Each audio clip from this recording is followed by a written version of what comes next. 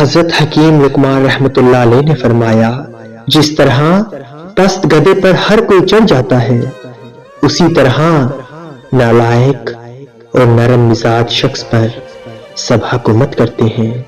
یاد رکھنا، شرمیلا پن انسانیت کی زینت ہے، مگر کاروباری آدمی کے لیے یہ عیب کی بات ہے۔